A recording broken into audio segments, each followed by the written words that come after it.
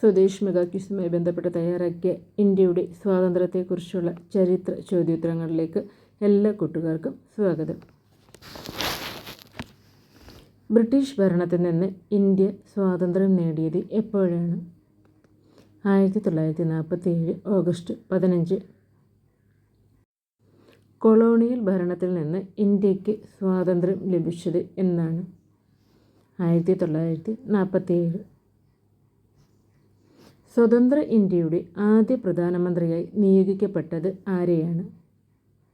ജവഹർലാൽ നെഹ്റു. 1947 മുതൽ 1950 ജനുവരി 26 വരെ അദ്ദേഹം അധികാരത്തിലുണ്ടായിരുന്നു. 1947 ഇന്ത്യൻ ഇൻഡിപെൻഡൻസ് ആക്ട് പ്രകാരം രൂപീകരിച്ച മറ്റൊരു സ്വതന്ത്ര രാഷ്ട്രം പാകിസ്ഥാൻ. ബ്രിട്ടീഷ് ഇന്ത്യയുടെ അവസാന വൈസ്രോയിയായി സേവനം അനുഷ്ഠിച്ചത് ആരാണ്? മൗണ്ട് ബാറ്റൺ പ്രഭു.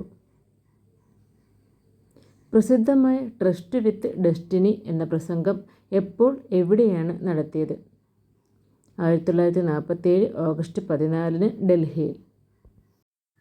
ഇന്ത്യയുടെ ആദ്യ പ്രധാനമന്ത്രി ജവഹർലാൽ നെഹ്റു 1947 ഓഗസ്റ്റ് 14 അർദ്ധരാത്രി പാർലമെൻറ്റ് ഹൗസിൽ ഇന്ത്യൻ ഭരണഘടനാ അസംബ്ലിയിൽ ഇംഗ്ലീഷിൽ ട്രസ്റ്റ് വിത്ത് ഡെസ്റ്റിനി എന്ന പ്രസംഗം നടത്തി.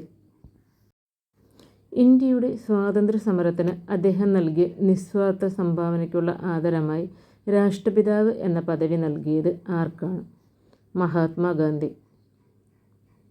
1942 മഹാത്മാഗാന്ധി ആരംഭിച്ച ക്വിറ്റ് ഇന്ത്യ പ്രസ്ഥാനം ഡാഷ് എന്ന പേരിലും അറിയപ്പെടുന്നു. നിസ്സഹകരണ പ്രസ്ഥാനം.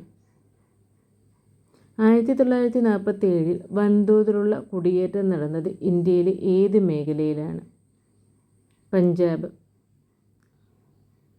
ത്രിവർണ പതാക ഇന്ത്യയുടെ ദേശീയ പതാകയായി സ്വീകരിച്ചത് എപ്പോഴാണ്?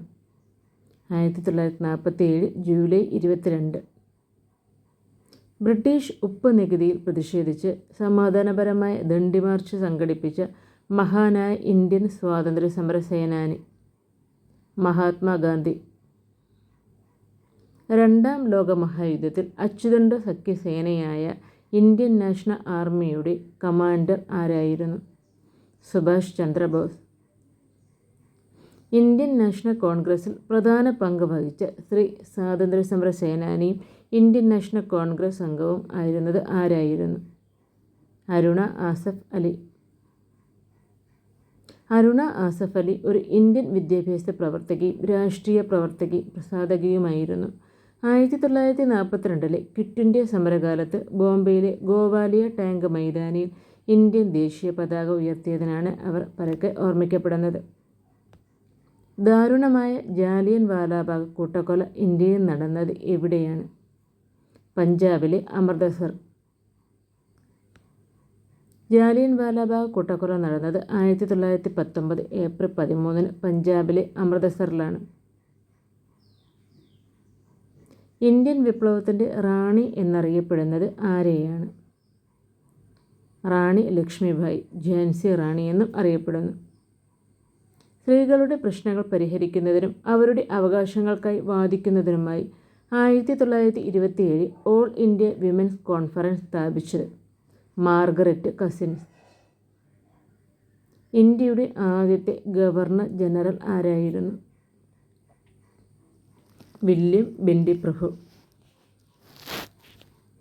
1920 ബോംബെയിൽ നടന്ന അഖിലേന്ത്യാ കോൺഗ്രസ് സമ്മേളനത്തിൽ അധ്യക്ഷത വഹിച്ചത് ആരായിരുന്നു? ലാല ലജ്പത് റായ്.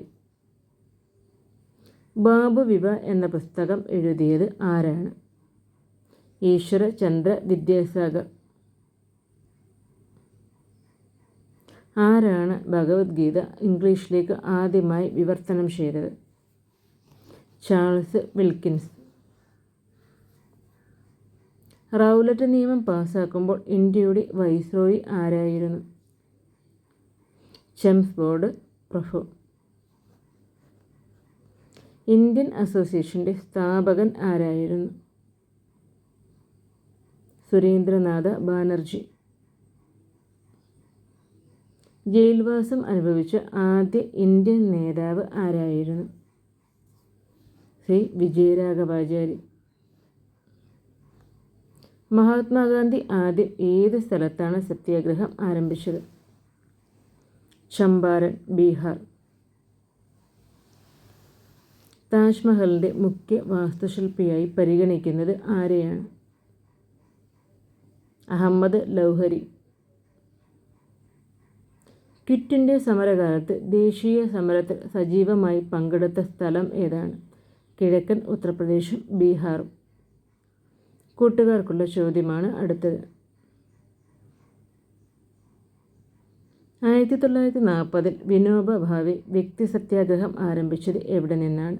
ഉത്തരം അറിയാവുന്ന കൂട്ടുകാർ കമൻറ്റ് ചെയ്യുക. അടുത്തൊരു വീഡിയോ ആയിട്ട് വീണ്ടും കണ്ടുമുട്ടാം. Thank you for watching.